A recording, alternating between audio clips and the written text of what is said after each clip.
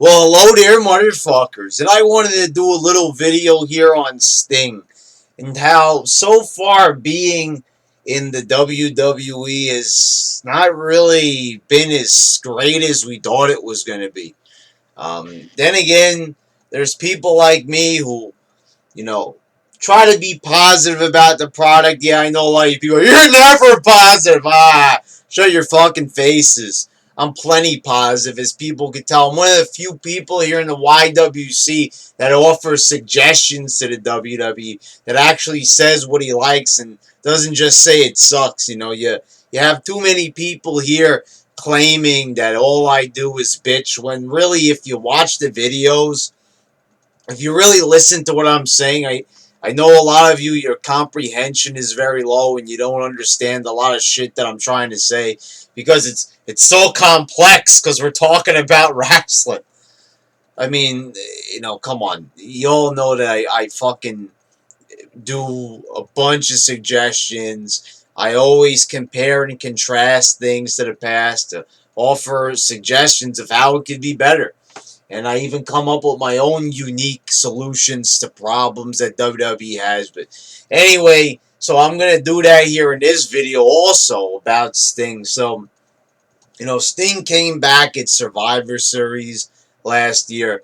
We didn't see him, like until it was around Mania time.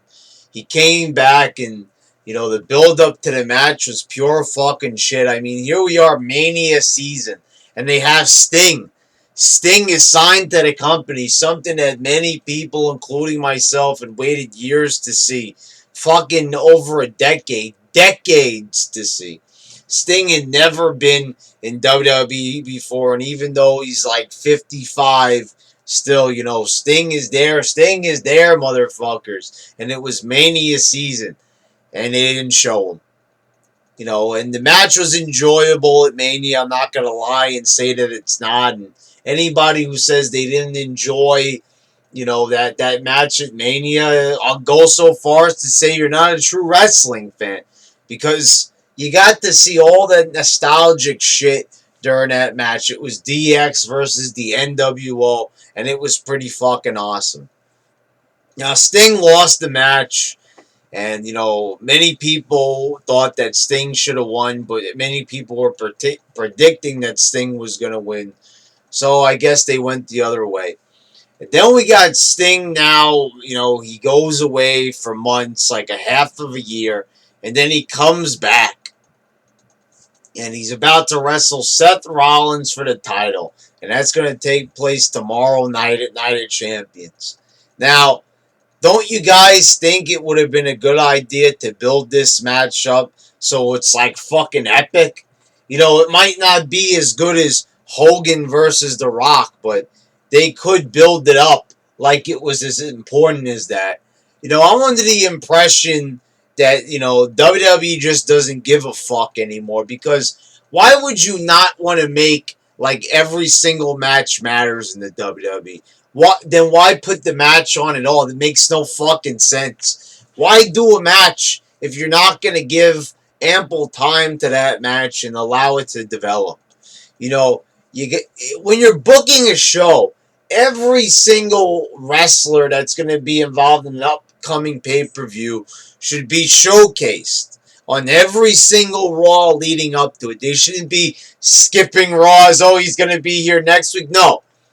You have a month to build up for a pay-per-view, sometimes 5 weeks, sometimes 3 weeks, whatever the case may be, however the time length it turns out to be.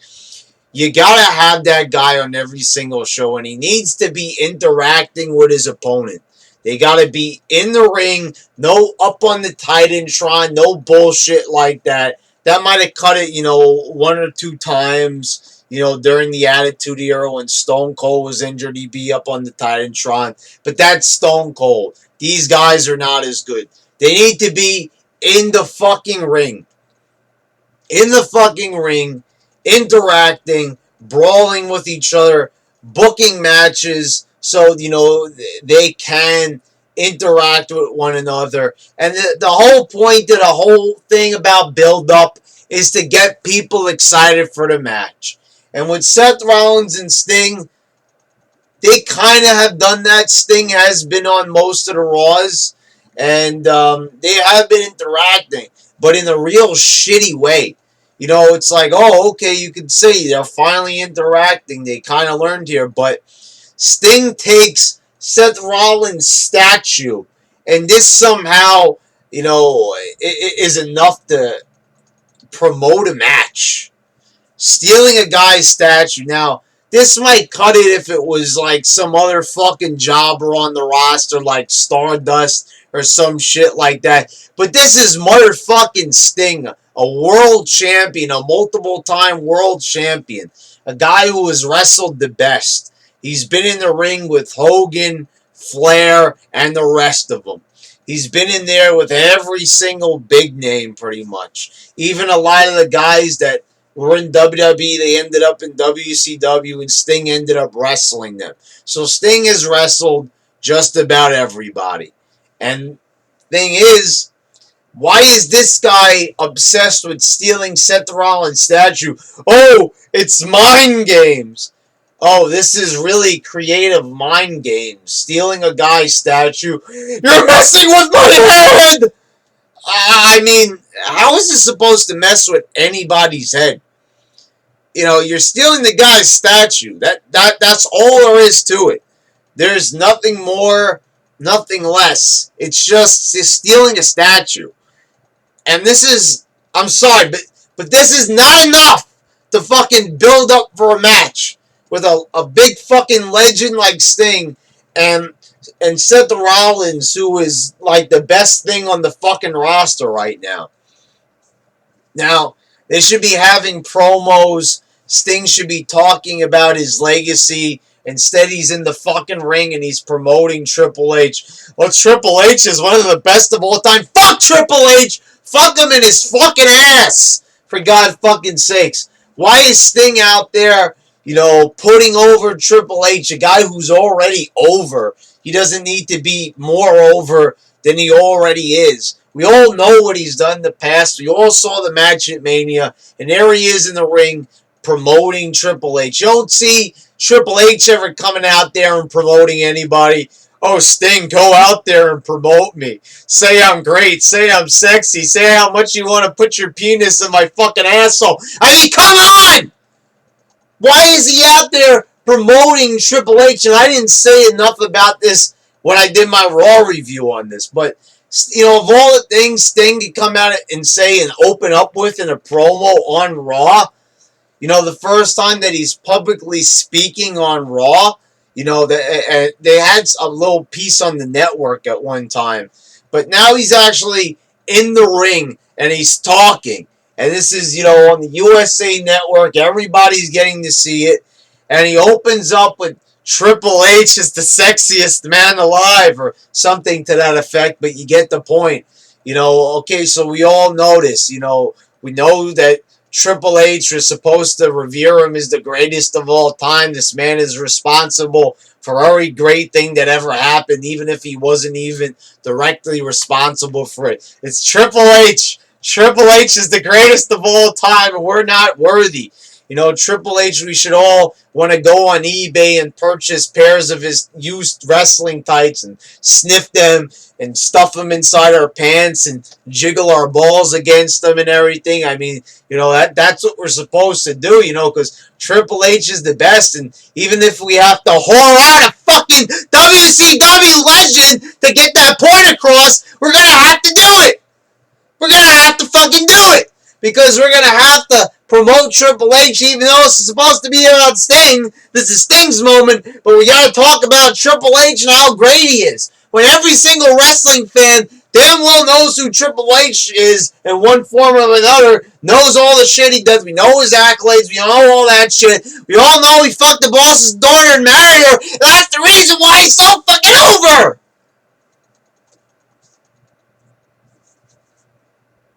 I mean,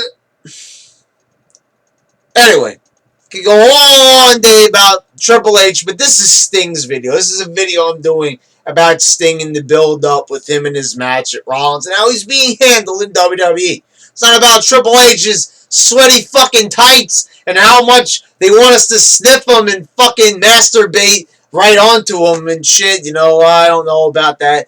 But, the build-up could be a lot better. I thought the moment when they were going to unveil, Seth Rollins' statue and it revealed to be Sting, that was a good moment. That whole fucking Raw was complete fucking shit, and I was completely fucking out of it by that point and almost didn't care. But really, in retrospect, that was a pretty good moment. The unveiling, that was like classic Sting. Sting, being the creeper and everything, and, not being there when you expected him. Well, I kind of expected him to be underneath there, but that's neither here nor there. But that was a good moment. Sting pushing the statue into a garbage truck, that is not what I expect from a fucking legend.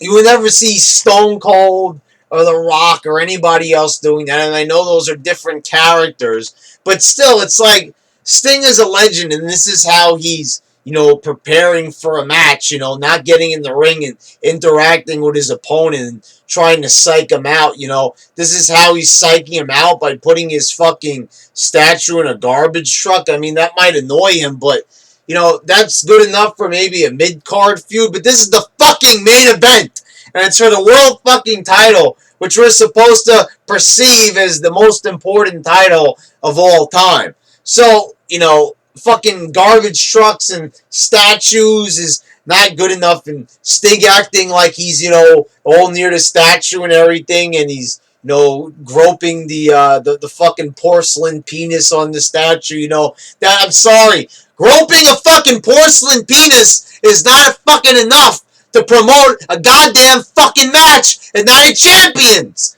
between a big-time up-and-comer and a fucking legend like Sting. No, that's not enough. I don't care about all the fucking porcelain penises in the world, and I don't give two fucking shits about how sexy Triple H is, and, his fucking quadricep muscle, I want to fucking grope it and, jerk off to it and think about that sexy surgery that he had 2 times in his career, We don't need to hear about this. We've seen enough video packages, DVDs, specials on the network about Triple H and all that, so, Anyways, Sting, he's not properly promoted. I mean, don't get me wrong, he's getting better promotion than he was in TNA. He's looking a lot better, but still, it's still kind of reminiscent of TNA, of not being handled well. I mean, you still got, it's still like cool to see Sting there, but you would expect him to be in the ring. And the other thing is, like, just how he's being presented. Why are they not showing him, like, it would be cool if they could somehow show him in the rafters or in the darkness, and, why is he coming out there in the Sting t-shirt? I'm not a big fan of this whole t-shirt thing. This is something that's been carried over from TNA, the fucking t-shirt, I believe that Sting should be wearing that big black coat that he had, that big trench coat. That was fucking awesome. And I would like to see Sting, in that coat. It would better fit his character. I mean, he's still Crow Sting. So why not give him the fucking trench coat? I don't understand why this one important piece of attire was omitted. I know he's got that red and black thing, but he ain't in the fucking wolf pack, for God fucking sakes. But anyways, it's just, there's a lot of things that I just stated that could have been done a lot better. Just get him in the ring with Seth Rollins. Have him talk about, that, before you consider yourself a legend, Seth, you have to beat me first. And, he could, maybe do a throwback to Ric Flair and say, to be the man, you got to beat the man, since that was one of his biggest rivalries. And he could say, it reminds me of one of my biggest opponents, and could have said something like that. And then they could have brawled, and it could have been fucking awesome. Not teaming with fucking Cena, and, it's the Legend Tag Team. Fuck that fucking shit. Enough, once again on Raw, as I said, John Cena reaping the benefits of another wrestler. Because just because he's standing next to another wrestler for getting who's getting cheered, doesn't mean those cheers are automatically transposed onto Cena. No, those are Sting's cheers. Those are Daniel Bryan's cheers. That's everybody else's cheers but yours. Fucking Cena has done it to Flair. He's done it to fucking Ziggler, Daniel Bryan. You fucking name it. He is fucking leeched on there. Oh, Zack Ryder, probably the most infamous example. He's latched onto every single motherfucker. And as I said in my Raw review, this motherfucker is fucking everywhere. He's hiding under my bed. He's fucking, it's like, I thought like I was on Raw. I was watching Sting versus the Big Show motherfuckers. And it was almost as if John Cena like fucking crawled right out of the fucking Big Show's ass. It kind of reminded me of Ace Ventura when Nature Calls. When Jim Carrey came out of the Rhino's ass. It's almost like he just fucking popped out of the Big Show's ass. It's like, where the fuck did he fucking come from? He has nothing to do with this shit. Nothing to do with Sting. No previous, association with them. And he just fucking shows up for God knows what fucking reason. I guess because Sting's a babyface and he's got to be there. But it's like, it's ridiculous already. Fucking Sting should have his own spotlight. Why is Sting, super popular as he is, teaming with the guy that everybody fucking hates? I'm sorry, but that is not the right way to go about booking fucking Sting. So as you can fucking tell, I'm not quite happy about how Sting's being fucking treated here in WWE. I think it could be a lot fucking better. I think that they could do more things to make Sting seem more important in the WWE. To show everybody what they've been missing out if you've only been a hardcore WWE fan. I mean, most people have seen Sting's matches, but if you don't know that much about Sting and you're too lazy to find out about him, then, it shouldn't be like too bad, go watch the network. It should be like, well, give us some fucking reasons to understand why he's so great. Show us right now. I know he's 55, but you could show it through promos. You could show it through moments. You'd be surprised at how much you could accomplish. There was a lot of periods, like in the beginning of 1999 with Stone Cold. He didn't really wrestle that much. I was watching it again on the network. You could tell from like Royal Rumble leading up to WrestleMania, Stone Cold wasn't really wrestling that much on TV because, he had injuries and shit. He wrestled The Undertaker in a Buried Alive match. And, he was injured. I believe Taker was injured at the time. And while he was nursing his wounds, he was still doing a lot of great interaction on TV with McMahon and the corporation. So, the thing was, he still remained the fan favorite and the most popular wrestler while Stone Cold was injured. He did so much just by being there and talking. Why can't they do that with fucking Sting? What is so hard to figure out? All you gotta fucking do is just have him be there and do cool shit. Just cut promos and have great moments. Is that so hard to do? Well, I guess it is because they can't think of any great moments. Well, think of some! Alright? Shouldn't have to stand here every single fucking goddamn week and come up with new suggestions. They're grown fucking men in the WWE. These people get fucking, how much fucking money to write this fucking shit. I mean, that's quite astounding. You get paid to write fucking bullshit every single goddamn fucking week. How about writing some good shit and earn that fucking money? Alright. So Sting, his WWE career so far, in my opinion, has been quite disappointing, to say the very least, motherfuckers.